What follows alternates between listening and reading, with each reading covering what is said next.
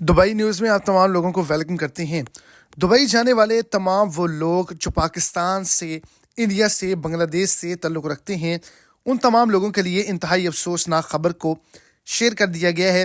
पहले जैसा कि आप तमाम लोगों को मालूम हो कि यूएई गवर्नमेंट की जानिब से जो है वो पाबंदियाँ लगाई गई थीं, डिग्री वेरिफिकेशन के हवाले से, एजुकेशनल के हवाले से जो है वो शराइत जो है रखी गई थी।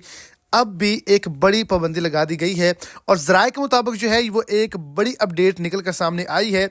गैर मुल्कियों के लिए जो है जो दुबई का या यूएई के किसी भी स्टेट का सफ़र करना चाहते हैं वो अब नहीं जा सकेंगे। ये पाबंदी कितने दिनों तक है, वीडियो की तफसीलात को जानने के लिए वीडियो को एंड तक देखें ताकि आपको तमाम डिटेल्स की अच्छे से समझ आ सके। और अगर इस चैनल पर आप फर्स्ट टाइम हैं तो लाजमी से चैनल को सब्सक्राइब करें, वीडियो को लाइक करें और अपने दोस्तों के साथ भी इसको ज़्यादा से ज़्यादा शेयर करें। तो जितने भी लोग यूएई का सफ़र करना चाहते हैं, ख़ास तौर पर दुबई का, शारजाह का, अबू धाबी का, तो उन तमाम लोगों से रिक्वेस्ट है कि जनवरी के महीने में जो है वो अपना वीज़ा प्रोसेस मत करवाएं।